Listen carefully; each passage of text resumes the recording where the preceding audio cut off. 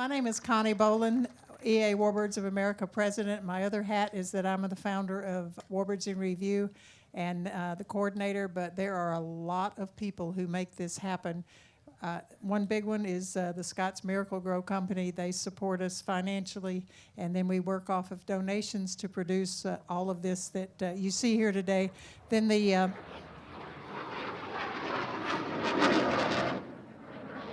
of course, then we have the aircraft owners and the veterans who bring their aircraft and give us their time to make these presentations that help us preserve and tell the story of our history. It's an honor for us to do that. Also, Ron and Diane Fagan, I don't believe they're in the audience today, but normally they are. And Ron and Diane, a few years ago, came to us and said, you need a really nice place to be able to produce these shows. We want to build a Quonset hut that is just like the one that we have in Granite Falls, Minnesota. Ron and Diane Fagan own the Fagan Fighters World War II Museum in Granite Falls, Minnesota. It is off the beaten path, and that would be an understatement maybe to some, but that is well worth the trip. You should go visit their museum if you ever have the opportunity.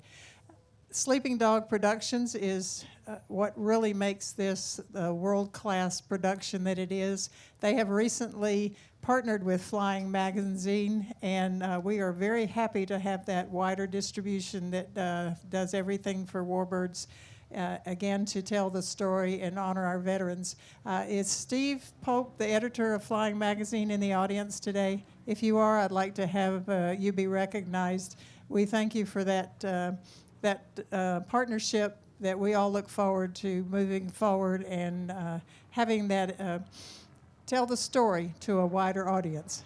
Is he? Oh, you are behind me. Would you like to say a couple of words? Sure. Hi. Thanks for having me. Yeah, we're excited to be launching Flying TV in partnership with Sleeping Dog Productions.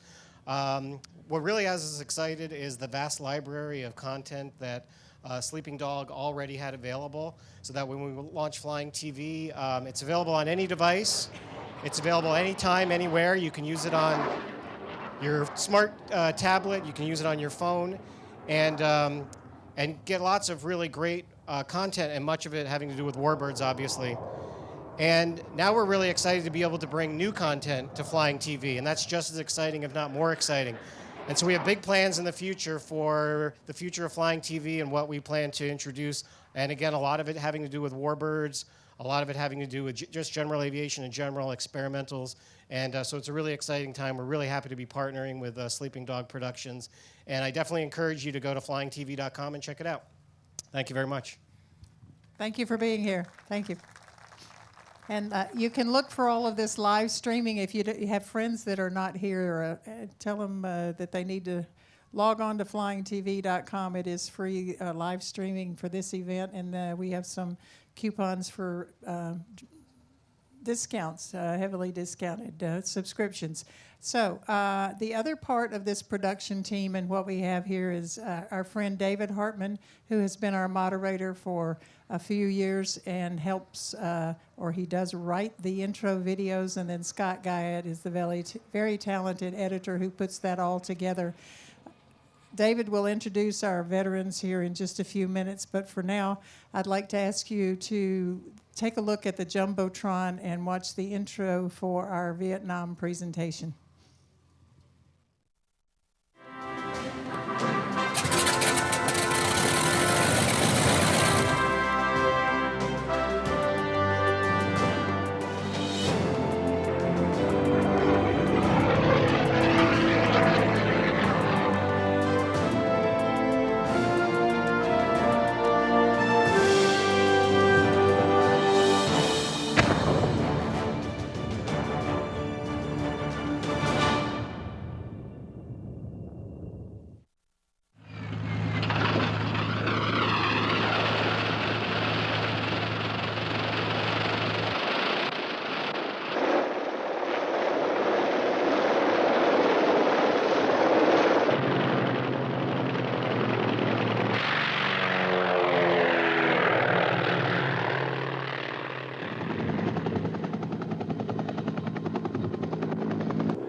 Sandy 3 and 4, come in and hose them down one more time.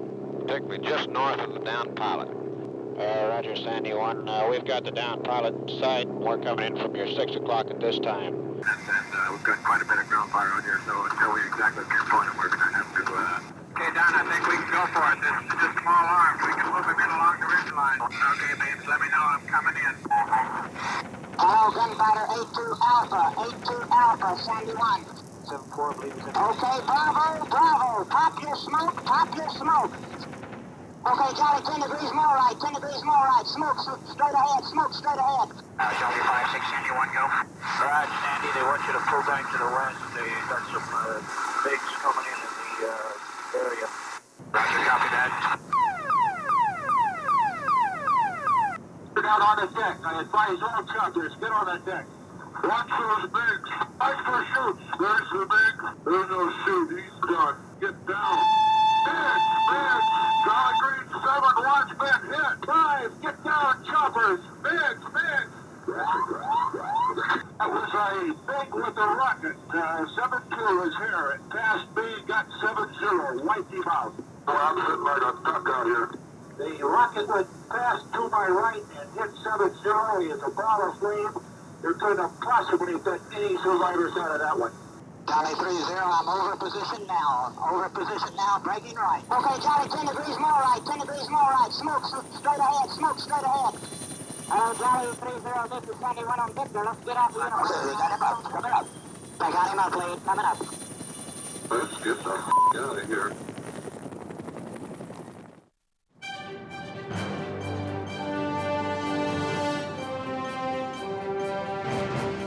The Skyraider is a brute, a hulk, big, a bulky body, long, wide, straight wings, and just one powerful engine, the same engine used on the B-29 bomber.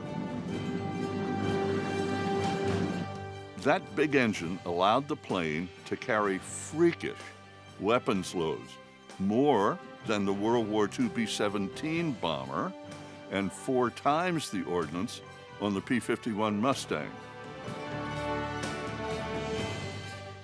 Not all missions lasted this long, but the A-1 could stay aloft for as long as 10 hours, and thanks to those long, wide wings, could maneuver at low speeds. To protect the pilots, extra steel plating was added to the cockpit area. The Skyraider was nicknamed the Spad after the French World War I fighter that was flown by many American pilots. Eddie Rickenbacker became an ace and Medal of Honor recipient flying the Spad over France and Germany.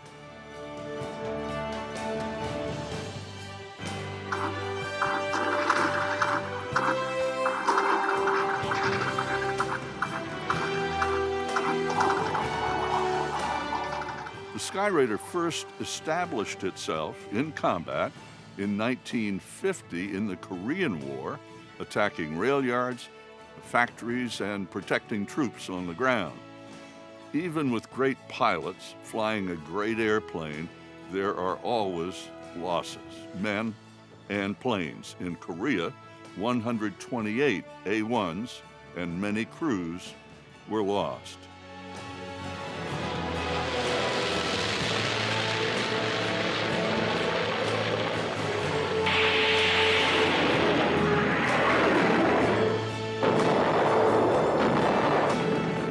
Next came Vietnam.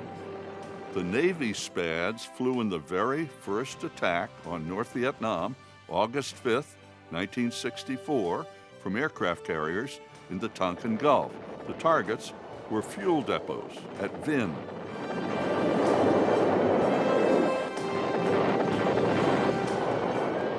The Air Force also flew the Spad in various roles in Vietnam.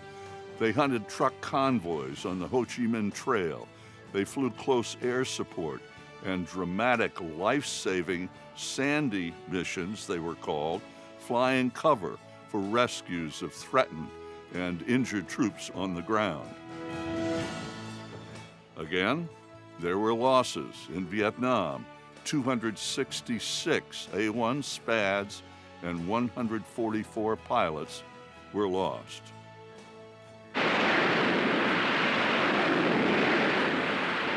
The Navy's last Vietnam missions were in 1968. The Air Force continued to fly the SPAD until the war ended. The Skyraiders retired now. Some say it was the most effective ground support aircraft ever. Two American aviators join us today. Both flew the SPAD in Southeast Asia. John Goldenbaum is a retired United States Air Force lieutenant colonel. He served 20 years active duty, including 2 tours in Vietnam, 608 combat hours. He earned numerous decorations, including the Distinguished Flying Cross, 11 air medals, and more. John commanded the famous 71st Tactical Fighter Squadron at Langley Air Force Base. As a civilian, he continues to use aviation to connect and work with at-risk young people. Last year, here at Warbirds, John shared his Vietnam SPAD experiences and joins us today to highlight another SPAD pilot's dramatic A-1 record in skies over Southeast Asia. He is Roger Youngblood, also a retired United States Air Force officer who served 24 years active duty. He logged 4,000 flight hours in 12 different types of aircraft. He is highly decorated with 48 Air Service medals, including 4 Distinguished Flying Crosses and 4 Meritorious Service medals. He was a program manager and a test pilot for the A-10 F-16 Joint Program, Chief of Air Operations in Korea, and advisor to the United States Air Operations Thailand. Roger and a fellow pilot saved 4 A-1 SPADs for history. One of those 4 planes currently airworthy in the United States is on the ramp today. Tail number 139606.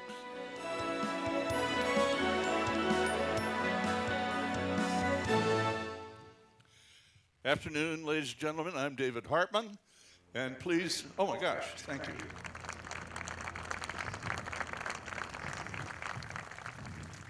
Thanks. Hi, everybody.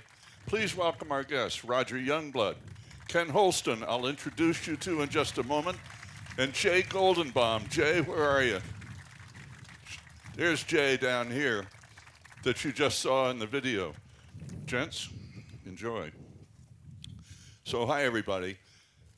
This is one of the most remarkable, dramatic stories of thousands of them, actually, from the Vietnam period. Ken Holston is an Air Force Lieutenant Colonel retired, also highly decorated, has 187 combat missions, but they were flown later in Bosnia, Iraq, and Afghanistan. And Ken joins us. He flew which is 606? I can't tell. Here's 606. He flew this airplane in, so it would be here today. Ken, welcome to the trio. Thanks, David. You know, the number one question we get about these airplanes and the history is, what were U.S. Air Force pilots doing flying propeller-driven, former Navy carrier-based attack airplanes in the jet age in a place called Vietnam? And to truly answer that question, you sort of have to take a step back in time and knock some rust off of some world geography and some history and go to the end of World War II, 1944-45. We'd won the war in Europe. We were taking the war to Japan and the home islands, and the B-29 Superfortress was a technological marvel of its day. And one of the key points that made that airplane possible was the development of the Wright 3350 engine. Now, the Pentagon, fearing that we would have to actually invade Japan, went to the Douglas Company, which made some superior airplanes like the DC-3 and the SBD Dauntless dive bomber. The Pentagon went to Douglas and said, hey, we love the Dauntless, but now that we have this new 3350 engine available and we might have to invade Japan. Is that the engine, excuse me for interrupting, is that the same engine that we just heard about that was on the B-29? Exactly. So as we weave the story together, this is essentially the same basic engine that's on the B-29. And they said to Douglas, why don't we take that engine and build a successor to the Dauntless, we'll call it the Dauntless 2. Douglas did that. They built a prototype, and it flew just a few months before the atomic bombs dropped and ended the war, preventing the need for that invasion. And the war ended, of course, with the dropping of the bombs. But the Pentagon liked the airplane so much, they put it into production, but instead of calling it Dauntless 2, it became the Skyraider. As World War II ended, of course, two of our allies, Russia and China, chose to follow a communist path and quickly became enemies in the start of the Cold War. And that Cold War lay dormant until the 50s started, and the heat began in a place called Korea. And interestingly, it was similar to what happened later in Vietnam, split down the middle with North and South, just as North and South Vietnam, but it was Korea in the early 50s. You're exactly right. Now, map is up on the Jumbotron there on the other side of the globe. If you just want to do a quick refresher of your world geography with, you see the Japan in between Russia and China. Korea is just to the left of that, so in the same neighborhood in Asia. And the Skyraider was the primary ground attack airplane for the Navy and Marines, both flying off the ships and ground bases. Many of you may have seen a movie, a great color movie from the 50s called The Bridges at Toko-Ri. While the stars of the movie were Grumman Panther jets, that's a little bit of a Hollywoodism. The real heroes of that movie, or in the history books, were the Skyraiders that went in and actually took down those bridges. When that period of time ended, the Pentagon looked back and said, wow, we have worn out our Skyraider fleet, and while we love the silver screen version, we would love to build more jets. The truth is, jets are not ready for prime time. They couldn't carry the load, they didn't have the fuel efficiency, and the metallurgy in the engines just didn't allow the lifespan of the engine like the good old SPAD. So the SPAD was put back into production, and several hundred more were built in a production run from 54 to 57, and our 606 here is a 1955 model. Into the 60s, President Kennedy, of course, was in the White House, and one of the pillars of our foreign policy at that point, you may remember, called the domino theory. That was a concern that if communism continued to try to spread its tentacles and knock down small countries one at a time, it could set a tumbling like dominoes and allow communism to spread. Ken, it's interesting when we get to this period, with the early 60s, we talk about this war as the Vietnam War, and yet there were many more countries involved than just the two Vietnams. That's exactly right. And on the chart up there that we had earlier, when you zoom in on the area, we call it the Vietnam War, but it was really the Vietnam, Laos, Cambodia, and Thailand War. President Kennedy had hoped to keep us out of direct involvement, and we think of him as the father of special forces, the Green Berets, advisors that would go in and help the indigenous folks of their own country help themselves. And lesser known is that the Air Force stood up a unit called the Air Commandos, which were sort of the equivalent of the Green Berets in the Air Force. South Vietnam had been supplied with Skyraiders as early as 1960 and became the second largest operator of A-1s in the world. And the Air Force took over from the Navy, working with the South Vietnamese in the early 60s flying missions using the E model. That's a two-seat version of this airplane where a U.S. pilot and a Vietnamese pilot could fly together. Where would those pilots train, the South Vietnamese pilots? I mean, as long and detailed and deep a process as that was, where would they train? The short answer is many of them came to America and did flight training in the States and then went back to Vietnam to serve. That joint flying only lasted a couple years. After the Gulf of Tonkin incident, America then took on a frontline role in Vietnam, and flew the multi-place A-1E single pilot. Those airplanes were used up, and by this time, into the mid to late 60s, jet technology did catch up, and the Navy was now able to build their ship squadrons using A-4 Skyhawks, A-7 Corsair IIs, and the single-seat Skyraiders like our 606 and H model were now surplus, if you will. And the Air Force said, boy, we'll take all you'll give us. And they stood up 4 squadrons of single-seat, mostly single-seat Skyraiders. So where would they fly out of? Well, the 3 of the squadrons were in Thailand, and 1 was in Vietnam. The airplanes did a variety of missions, everything from forward air control, armed reconnaissance, close air support for troops, more recently declassified support of Green Beret special operations teams, and then finally the most well-known mission, the search and rescue mission where they used the call sign Sandy, went in to protect downed pilots and then protect the helicopters that went in to pick up those downed pilots. Under President Nixon and the Vietnamization program, we needed to reduce our footprint in Vietnam and began a slow withdrawal. So piecemeal remaining Skyraiders were handed over to the South Vietnamese, and by the end of 1972, we had stopped operating, Americans had stopped operating Skyraiders in South Vietnam, and the Vietnamese were fighting on their own until the fall of South Vietnam in 1975. And the last part of the story really is that many of us have seen the Discovery Channel footage that when South Vietnam fell and the tanks rolled in on the embassy in the South, in Saigon, folks clamored to escape, mostly using helicopters to fly out to the ships offshore, and the footages of the decks being cleared, helicopters being pushed over the side to make room for more. Less documented was the escape of fixed-wing airplanes. Many of them went over to Thailand, and our 606 was used by a South Vietnamese pilot So to why were escape. these airplanes sent over to Thailand? Thailand provided an ideal place for the Skyraiders and the Jolly Green rescue helicopters to base out of because of the proximity of what's called the Ho Chi Minh Trail. Not just one trail, but really a network of thousands of paths and roadways that work down around Vietnam. And on one of the maps that you see there, you see that Vietnam is a very narrow country, and our forces in Vietnam formed what you would call a roadblock. And what do we do when you come up against a roadblock? You go around it. And therefore the war spilled over into Laos and Cambodia.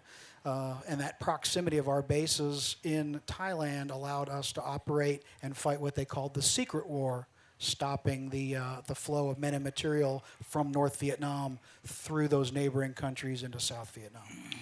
So how many hundreds or how many airplanes were parked over there to keep them from the North Vietnamese? I would estimate the number is probably 50 or 60. I know 11 of them were Skyraiders, and 4 of them, Roger and another pilot named Jack Drummond, were able to save. So Roger, there's the backgrounder on all of this, which, by the way, is one of the best brief backgrounds about the Vietnam War I've ever heard. That was awesome. Roger, yeah. You know, this is part of what we do here. We're trying to present some of this history because I guess most of you, if you were born when that was going on, you were awfully young. And so one of our goals is to not only honor veterans, which is the major reason we're here, but to try to refresh people's memories or give them some memory about who did what to make sure that we could be here today and live the lives we lead, and we honor these veterans every day in every way. So, Roger, you're up. Thank you, and thank all of y'all for coming out here in this hot sun to listen to a little bit of history. When I started out in the pilot training, I wanted to fly the A1, terribly so, but we didn't have any left, so I took a C-123 for a one-year tour in Saigon, quickly volunteered for a concurrent tour to get into the A1, and it worked out great. I flew the A1 out of NKP, and towards the end of that tour... What's NKP? Nakhon Phanom. That's where we had our A1 station. Towards the end of that tour, and this will bring you up to speed of us going to Utapao to get these airplanes. General Adderholt had contacted some of the A1 people and said, I need some T-28 advisors. If y'all want to do that, I'll send you to the Defense Language Institute to study Thai for a year and then back over to work for him. I had come back and was going to work as a T-28 advisor when he introduced me to the Stoll Porter, which the Thais had just acquired, and I became an advisor for that. This year is 73, and then we had 74, and then in 75 is when South Vietnam fell.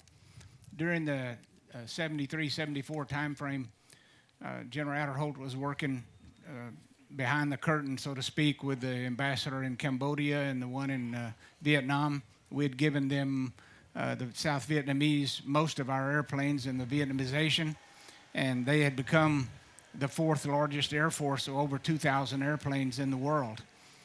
Things were going south for them, and same way with the Khmer Rouge, which was approaching into Cambodia. General Adderholt came up with a plan to get everybody out. My partner in crime, and I can't quite see the slides back there, but if they bring up Jack Drummond, he's the one that worked with me. General Adderholt had called him and called me and said, y'all had flown A1s before, I need you to help me out. So Cambodia was about to fall, and they did fall back in early part of April. And there was about 60 or 97 airplanes came out of Cambodia, mostly T-28s, into Utapao. Now, set the stage here. You had four nations, four air forces at Utapao at one time. Once Saigon fell and the South Vietnamese Air Force came into Utapao, we had the U.S. Air Force that had B-52s still there. We had the Royal Thai Air Force, we had the Cambodian Air Force, and the South Vietnamese Air Force. And nobody could hardly talk to anybody. It was a Wild West show beyond imagination. Wow. So my partner in crime was Jack Drummond. He had a great background, although not in combat in the A1. He had one at Eglin Air Force Base. He was a weapons tester. He worked directly for General Adderholt. That was one of the reasons General Adderholt, when he went over to Southeast Asia, he took Jack Drummond with him because he trusted him. So once he had Jack Drummond in country and I was in country and Cambodia fell, he had called me and told me, he said, I need you to go down to Utapao, look things over. I'm understanding that the South Vietnamese are going to try to come out of there fairly quickly, and they did on April the 29th. Before they came out, he sent me down to a little field, and it's on one of the maps. I can't quite see them, David. But anyway, there's a small grassy strip next to Cambodia called Trat, T-R-A-T. He said, check that out because a lot of the airplanes coming out of Cambodia and South Vietnam are not going to have gas, like especially the UH-1s and the O-1s, and they're going to need to land. So I went down there. I found a 3,000, 4,000-foot strip. I checked it out. It was okay. I got back to Adderholt, and I said, you can tell them through your channels that there is a strip short of Utapao. Utapao was further to the west. So when Cambodia came out, it was kind of phenomenal. General Adderholt designed the ops plan for them to leave. They literally loaded their T-28s in Phnom Penh with Mark 82s. And in doing so, they put all their families on a bus to go west to a place called Battambang. Once the families were there, the T-28s took off. They bombed the Khmer Rouge. They RTB'd into Battambang. They picked up their families and put them in the back seat of the T-28, loaded up again with Mark 82s, and went back out to the Khmer Rouge, bombed the Khmer Rouge, and then returned into Thailand to land.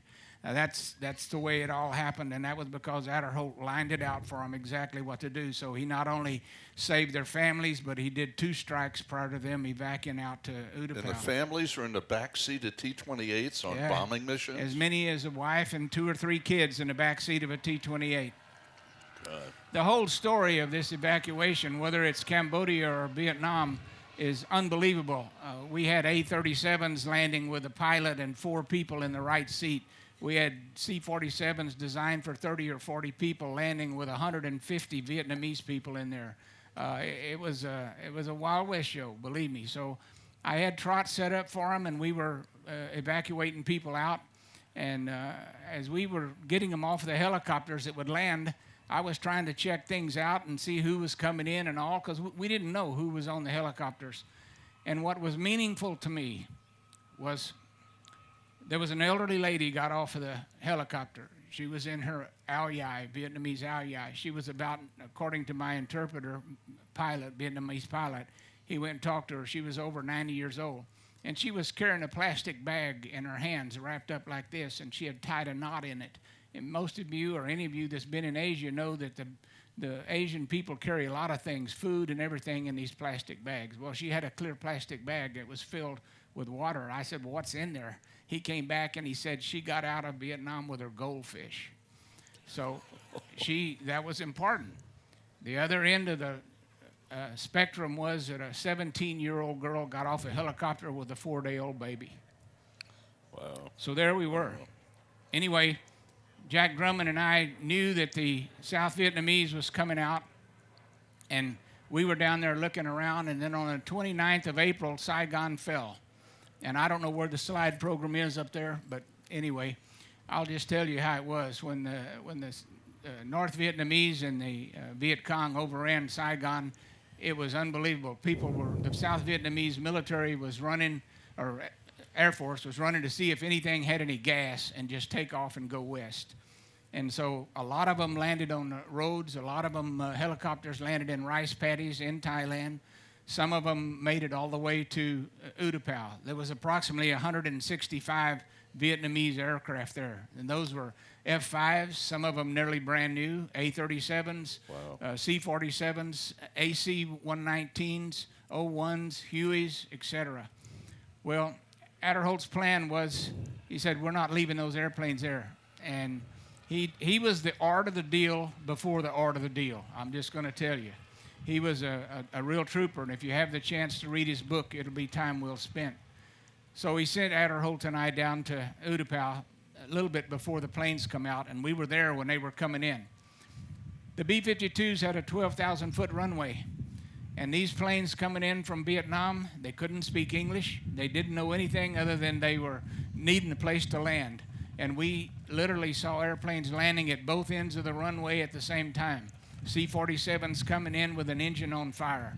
Another airplane landing and the gear just collapsing underneath it.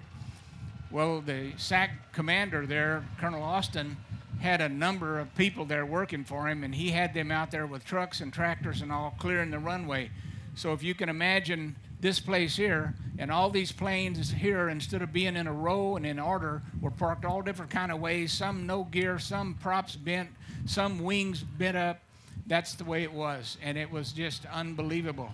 So when Jack Drummond and I got there, after all the A-1s had landed, we went down and tried to check them out. And we found out that they were sorting the airplanes, the U.S. was, into the type of airplane that was available. They had all the A-1s together and all the AC-119s, C-130s, etc. So the morning after they got through sorting, I took Jack back down in the Porter, and we said, well, where are the A-1s? And so we got in a truck, and he took us way to the back of one of the runways where there was a taxiway. And in Utapao, it's very flat. It's right on the bay. So in order to build a runway and taxiways that would uphold a B-52 taxiing, they had to dig what we call in Texas some bar ditches. I mean, they had to dig some deep ditches and pound that dirt up. Well, they had parked all the A-1s in a row in the ditch, backed them off the taxiway in the ditch, in the grass. 2 nights before we went down there to get them, it had started raining. And it rained every day in the monsoon. And then there was sunshine, and it rained. So when Jack and I finally got out of the truck and we saw 11 A-1s, they were literally underwater above the tire. So you go here and you look at the tire up about halfway on the strut. That's how deep the water was that they were sitting in. And so I told Jack, I said, you know, we don't even know if these hydraulics are going to work, the brakes are going to work, or anything. So we had Chief Master Sergeant Day, and I think that was who it was. We asked him, said, can you get these things out of the water up here on the grass so we can look them over? And he said, as far yeah. as you knew, were all of them flyable, or did you know Well, at here was the good thing. They had just flown in. And when we got them out on the grass and we got up on the wing, started looking around, there's no checklist. There's no 781 manual talking about the condition of the airplane. The cockpits had been left open, and when I reached over into that cockpit of Nebby 606 and pressed down on the parachute seat cushion, the water came up between my fingers. So I told Jack, I said, we're not flying with this seat armed. We're leaving the pin in. So the ejection seat pin was right here at the base of the seat, so we flew those with no chance of getting out, which was fine. We left the canopies open. Wait, that was fine? Yeah. Oh, good. Well, I don't know too many people that bailed out with wet silk and it opened up into a parachute. I put it that way. So we had a plan. And this was all fly by night. I hadn't flown the A1 for 3 years. Jack hadn't flown it for 5 or 6 years. So we're trying to put together in our mind the checklist of how to start the A1. And we started remembering over and over. I said, well, I remember we need to put the power on. We need to set the throttle about here for 1,000 RPM when it cranks up. We need the prop lever and the mixture lever up. And I said, we count 16 blades going across the nose. And after 16, it's pretty greased up. And we turn it on and go to both on the mags. And believe it or not, our memories were pretty close to correct. And they cranked up. Or you wouldn't be here today. Well, that's true. And there's a lot to that. We had gone over to base operations and told them, we're going to try to get in and turn the power on to see if we can find a radio that Jack and I can talk plane to plane on, and that we were going to try to get them out of there. And one thing to note about the whole deal of 200 or 300 airplanes sitting there from 3 or 4 different countries, only 4 airplanes were flown out of Utapao to safety. The rest of them were put on trucks or slung out or whatever. Those 4 airplanes were A1s. And 606 sitting here today is one of those 4 airplanes. Wow. So when Jack and I finally decided we're going to give it a shot, we said, we had one E-model there, 683. And I said, well, let's get in it and let's fly around and just kind of refresh ourselves. When we got on the wings and looked in the cockpit, there was no right seat and no right stick. So that ended that conversation. So I, being a captain and him and a major, I got to fly the fat face, a single seat, big one, and he got the 332, which was a single seater. We got in there and we turned on the radios and we talked and all, and we said, well, okay, let's give it a shot. And all we had done to that airplane was put oil in it and 115, 145 avgas. That was it. We walked around and walked around. We were literally looking for bullet holes or damage to the airplane that it might have happened when they were escaping from South Vietnam. Have they dragged these airplanes out of the water yet? Yeah, they dragged them up on the grass, and we looked around, and, you know, what can you say? The water drained out of the wheels and the brakes, and we were going to give it a shot no matter what. When Adderholt asks you to do something, you don't argue with that man. When he initially called me about flying the A1, I said, yes, sir, I'll do that. I said, you know, it's been 3 years. And he just said, Youngblood, you ever drive a bicycle? I said, yes, sir. Think you can do it again? I said, yes, sir. He said, get your ass down there and get them A1s. And that was the whole story, believe it or not. That's leadership. Well, I'm telling you, you go with that man anywhere. So we had walked around and pre-flighted as best we could. What we soon learned was there was no de-arming at the end of the runway when the Vietnamese landed. The guns were still hot. So I told Jack, keep your finger off the trigger. You know, it's an unbelievable situation to sit in an airplane you haven't flown for 3 years and crank it up and say, I'm going to just take it up and have some fun here. Well, it was unbelievable. But anyway, we told the tower we were going to taxi out that morning with 683 and 332. And we cranked them up, and we chose the call signs Sandy 1 and Sandy 2. And just would have it, as we got out on the taxiway and turned, and we started taxiing towards the parallel taxiway, there was 2 Jolly Greens sitting over there waiting to rescue people with their engines running. So here, after all these years, was 2 A1s taxiing past 2 Jolly Greens, which was a little emotional. Wow. So we got to the end of the runway to arm, and we were going to take off north to south over the ocean, just in case the engine quit or whatever. We could just ditch it in the ocean and try to get out. We had T-28 harnesses, but the coke fittings fit the harnesses in the A1, so we did that, and then we locked the seats and locked the harness so we couldn't fall forward, but the seat pin was in, so there was no ejecting like I told you.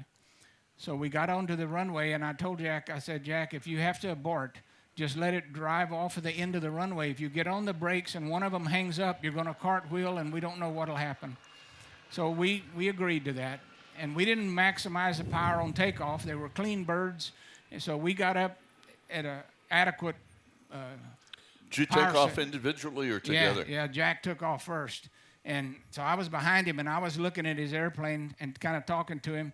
He had selected half flaps on takeoff, and he got down about 2,000 foot, and he said, no flaps, because it was coming on up and ready to roll. So he popped his flaps up, and I raised mine too. And about 3,000 foot or so, you could see him start to just touch a little left, right, and then all of a sudden he was airborne. And we were going to make for sure that we got up a little ways before he sucked the gear up, and he popped the gear, and I said, the gear clean good, buddy, the gear clean good. So when he took off, we were going to exit back to the east over outside of Utapao and head up to Takli. And he made a giant turn to the right to give me time, and I was going down, and I told him, I'm off, and I said, gear up.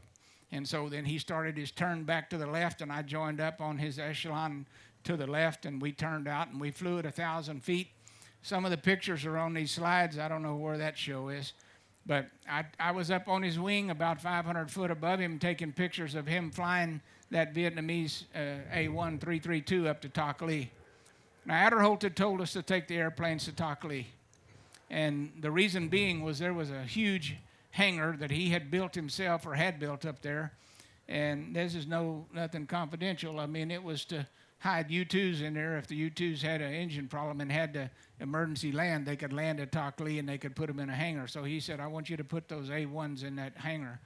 So there's a slide here in a minute to show that we landed in the first H model 332. We turned over to the Thai colonel there at the base. And we just came down initial, just like we owned the place. We pitched out. We land, Sandy 1 on final and Sandy 2 on final, and we touched down, taxied in, turned the keys over to that Thai colonel, and Adderholt had directed that an Army fixed-wing aircraft come up to Takli and pick us up and take us back down to Utapao. So we got on that fixed-wing Army plane, and we were headed back to Utapao, and we're sitting up close to the bulkhead, and that Army captain flying in the left seat, he leaned back and he said, man, it's the first time I ever heard, and he was following us on the radio. He said, it's the first time I ever heard two pilots talking over the radio how to fly the airplane as they were flying the airplane. So, and we did. The whole way up there, we said, well, we know we need to do this. We'll hold this much on final. We'll, you know. And in those days, I tell some of my best friends like Ken, carry a little extra on final for the family, and you'll never regret it. It's hard to get when you need it if you can't get it. So anyway, they took us back down to Utapao, and it was getting late in the evening, and the master sergeant had fueled the rest of the airplanes, the 7, and he said, they're ready to go. And I said, well, if we have a problem cranking and getting airborne, I said, it's going to be close to dark when we get up to Takli. I said, we'll get it next thing in the morning. So we came out the next morning, and we were standing there next to 665, which now lives in Sevierville, Tennessee, at the Tennessee Air Museum, and 606, which was mine, which is right here. And it's at Cavanaugh. And I think Mr. Jim Cavanaugh's in the crowd, and I'd like to thank you very much. Jim, are you here? Where's Jim? There he is, sir.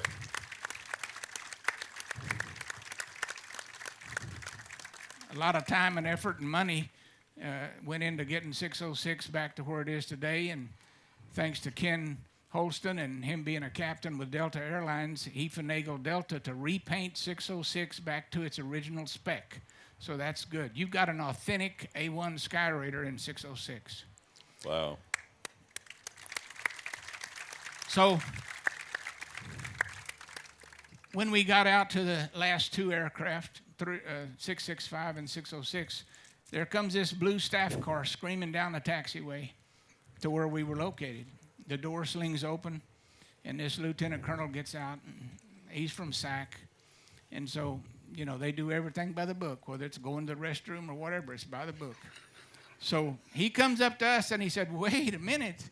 He said, I got a call from headquarters, and they said, they heard you flew these airplanes. They want to know, when did you get current? you can't fly these airplanes. When did you get current in these A1s? And Jack and I looked at each other and looked back at him and said, yesterday. He didn't say a word. He got back in his car and headed out. So we just got in those A1s and... How many of you active duty were in SAC? Any of you? Yeah, a few. Nothing against SAC, but that's the way they operate. Well, I just want to identify my old gang. So. Yeah. And by the way, I know there's some people here visiting today that worked on the A1. Whether you were weapons troops, gas troops, whatever you were, radio, would you raise your hand? I'd like to thank you. Yeah.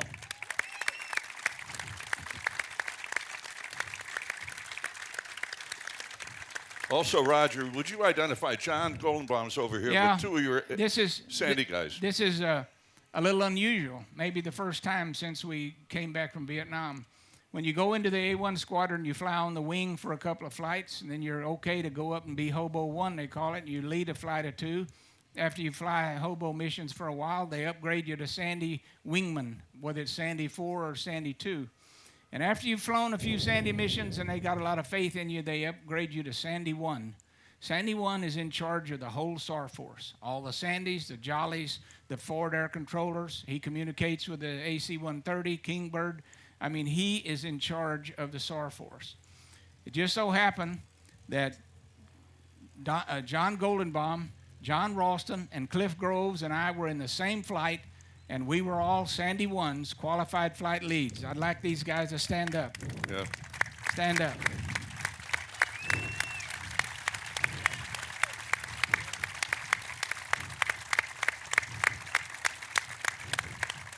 There you go.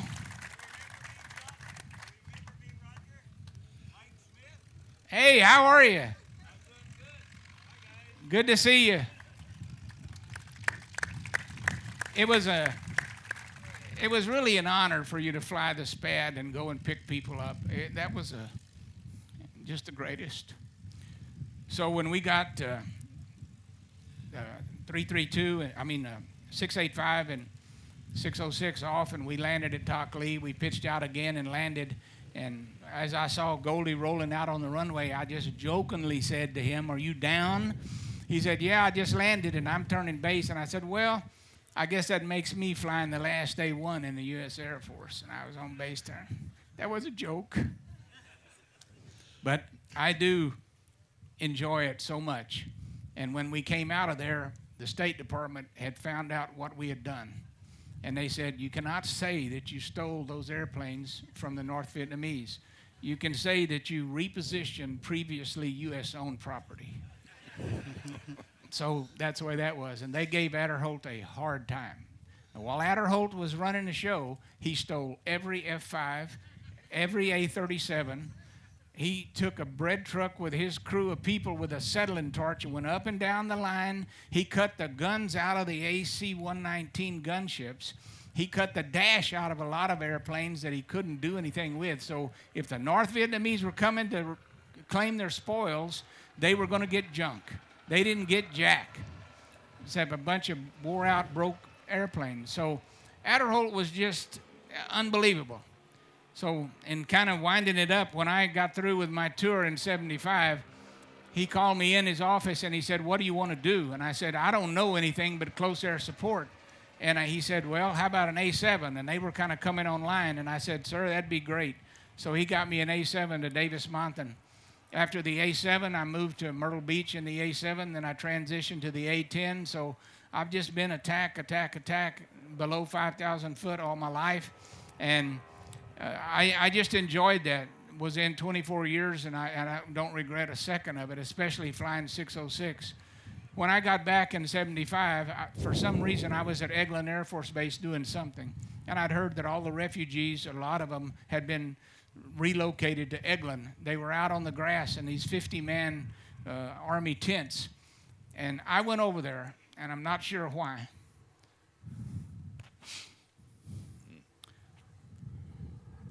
But I went over there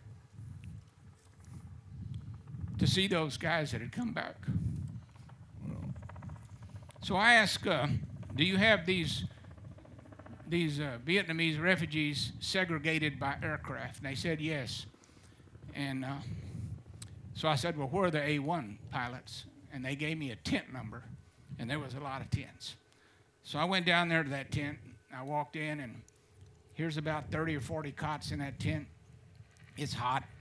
In typical fashion for Asian pilots and all, they're in their underwear and T-shirt. They're playing cards on their cots.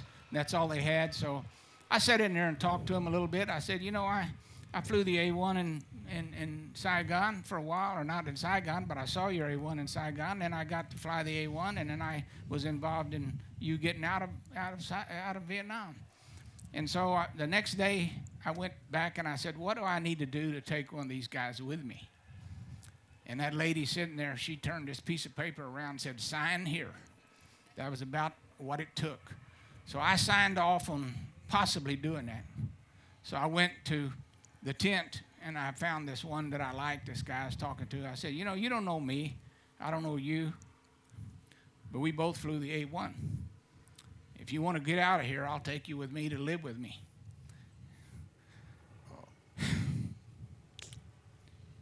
He talked to his buddies. It's okay, I'll go. So I took him in the car. We went straight to the BX. I got a cart and the biggest suitcase. We loaded up, and we headed across country to Tucson, Arizona, where he lived with me for a year. I got him a job at HEB, stocking shelves. Got him a checking account, Bank of America. Got him enrolled in an English class. After a year, he and some of his buds wanted to head out. I said, okay. I blessed them. They had bought a car. We went to the bank, got all his money out, got him traveler's checks, shook his hand, and he headed out. And that kind of summed up my tour and my career and what I wanted to do. Wow. Yep.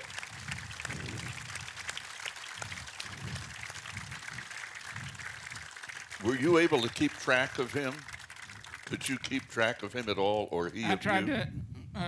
I tried to track him down a few times. I'd heard that, believe it or not, he went to Minnesota, and I think there's a lot of Vietnamese people in Minnesota, and he's probably 40 years plus now, so he's well on his way doing something. But this whole thing happened 40-something years ago, in 5 and 6 May 1975. And probably this story wouldn't have come about had the Smithsonian Air and Space Magazine not published a story about the fall of Saigon. It was labeled Escape to Utapao. You can Google it. And it told the whole story about how it all happened, except some of the minor details I told you about were left out, about Jack and I. So I got the phone calls, and they said, well, where are those airplanes? And tell us what happened, and all this. And we didn't know anything, so this is 40-plus years. So I started checking around, and thanks to Ken Holston, he calls me one day, and he said, Youngblood, there's only 3 Jack Drummonds in the United States. And I didn't know where Jack had gone. And he said, guess what? One of them's in Round Rock, Texas. Well, Round Rock, Texas is 40 miles from my home. So I called him up, and believe you me, when he answered the phone, I knew I had the right number. And he said, hello? And I said, Jack. And he said, Youngblood? And that was pretty much it. So after 40 years, we got back together. Now, he had severe diabetes, and he was confined to a wheelchair. But thanks to Mr. Cavanaugh and the Cavanaugh Flight Museum, in 2018, they did a weekend show about the 606, and there are other E-models there, and it's a great place. If you ever get to Texas, around Dallas, go to the Cavanaugh Flight Museum and visit. It was well worth your time. So we had this show. Jack, in his wheelchair, with diabetes, rented a van and drove 3.5 hours from Round Rock to Dallas to sit in the hangar, and we could tell the story one time about how we got those airplanes out of there. And then he drove back, and in late 2018, his dialysis machine failed him, and he went into hospice, and he passed. So the Adderholt is gone, Charlie Day is gone, Drummond's gone, and I'm it, and I'm not looking to leave. So that's it. Ken, all of this was happening when you were in grade school. What is it like for you to sit here and know him and work with him now, fly this airplane? What's this experience like for you? That is hard to put into words. You know, I built models of Skyraiders as a boy. I read about these guys, and now to be friends with them and to share in this history, it's really hard to put into words. The airplane is just a joy to fly, and to get to know someone like Roger and Goldie and Cliff, to know the history that you're carrying with you. I made the analogy, and not to be too touchy-feely, but you're flying the airplane and you just feel like you have hundreds of eyes looking over your shoulder because you're carrying. If this airplane could talk, you know, the missions it flew, the people it saved, and I'm sure there were certainly heartbreak missions where things didn't work, and that's war. But to be able to honor the Vietnam veterans now, their recognition's a little overdue. And the fact that we're able to show the airplane in its original colors, tell the story, and have Roger here tell it from the horse's mouth, it's history. If we don't remember our history, we're doomed to repeat it. Amen. And once again, here is Roger and his colleagues and thousands, tens of thousands, over a couple of hundred years, millions of Americans have put their lives on the line so we could be here and live the way we do today. So gratitude to all of you, gentlemen and ladies. Thank you.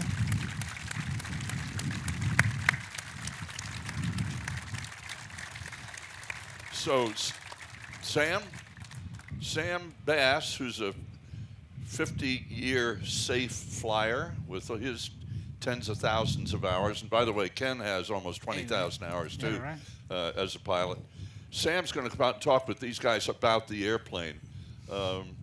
John, thank you for being with us there. John Cliff. Goldbach. John Ralston. Sam, take over. Yes, sir. Hello, we here. Tell us a little bit about the design of the airplane. What was its purpose when it was designed? Well, as we alluded to earlier in the presentation, at one point we thought we were going to have to invade the home islands of Japan. And so the airplane was designed to replace the Dauntless dive bomber. And the Skyraider, and I think the Bearcat, both to me are the pinnacle of the World War II technology. People that know antique airplanes know that the gear handles aren't always in good spots and whatnot. There's no ergonomics. But this airplane has a lot of ergonomics. They actually sent Douglas representatives out in the Pacific and asked pilots and mechanics, what do we need to do with this next new airplane to make it user-friendly and pilot-friendly? Well, what is the hours when we're talking about range, not in distance, but in hours loitering range, for instance? The internal fuel in the airplane is 380 gallons, and if you just want to use a round number of 100 gallons an hour, that's 3.8 hours to flame out on internal fuel. And then these drop tanks that you see here are each 150 gallons, so that you can add increments in range. You know, the airplane empty is about 12,500 pounds, but the gross is 25,000 pounds. So it, in essence, can carry its own weight in stuff, which you can divvy up between ordnance and fuel. So it not uncommon for missions in Vietnam to go out to the 8-hour mark if need be. Well, speaking of armament, what is the armament on this airplane? Of course, I'm sure it varies depending on its mission, but what's typical armament for it? In Vietnam, of course, the 420 millimeter cannons in the wings, and they typically carried also a 7.62 minigun, which show you a replica here on the stub pylon. They also carried a lot of cluster munitions, which are the kind of the equivalent of grenades, all packed into dispensers, white phosphorus bombs, rockets for both marking and high explosives. And then, of course, it could carry hard bombs, napalm, mines, rescue kits. The beauty of the airplane is if it would hang on there, it could carry it. Well, of all of these that are built, how many do you think are still flying? The number is less than 20. I don't recall the exact, but there are less than 20 flying. Of the H model here, only 2 fly in the world, and it's thanks to Roger Youngblood that the airplanes were saved. The J model, which was the last version, none fly. Okay, how about flying the airplane? Now, of all the airplanes you've flown, you've got a vast knowledge here of airplanes you've flown in the Air Force and in the airlines. How does this compare? I'd love flying this airplane. It's such an honest, stable machine. Back in the day with the high-octane fuels, the manifold pressure was limited at 56 inches. Today with 100 octane, we're limited to 49, and we applied a across-the-board limit, actually of 45, just for engine longevity. However, we fly the airplane with no armor and no armament, so I think the way it handles on reduced power and reduced weight is probably somewhat similar to what it was like in combat. Very stable, very well harmonized. Amazing what the designers did. We're here, we just celebrated the 50th anniversary of the moon landing, all done with slide rules. And again, what an amazing thing that the engineering minds of America did. They decided to put hydraulic assist ailerons in, but manual elevator and rudder, yet the whole airplane just feels just easy and naturally harmonized. Well, thanks to the Cavanaugh Museum, now you get to fly this around the country. You as an individual, what does it mean to you to be able to present this to the public? It's a lot. As a quick aside, when we decided to repaint the airplane and put it in its accurate colors, I went in search of experts, with the quotation marks, experts to help me confirm the fonts of the stencils and all this other stuff. And I found out that there really weren't any. So what do they say, in the land of the blind, the one-eyed man is king, and I became the Skyraider expert on that. So to be able to be a conduit to history, to get to know Roger personally, and to be able to help relate the stories, share it with the public, and in particular because Vietnam, America wanted to put all things Vietnam behind it. And in the years since Desert Storm, we've done such a better job of embracing the Vietnam veterans and the Vietnam era to make sure that as citizens we don't forget the price of freedom. Amen. Okay, thank you for your info. And I'd like to add right here that Roger Youngblood has some pictures, and they're all about the Skyraider. And if you'll see the building over here, it says Warbird Merchandise. He'll be over here right after the end of this, and he has given these pictures away, and he's signing them for you. It's going to be quite an honor for you to get that. There's also, we have a large selection of books and memorabilia over there for the Warbirds. Speaking of the Warbirds, you don't have to be a member to be out here, obviously. You don't have to have a Warbird to be a member of the Warbirds. So we'd love to have you in here, and we'll share what little knowledge we have. And thank you all for coming. And thanks all you people for coming. We really do appreciate it.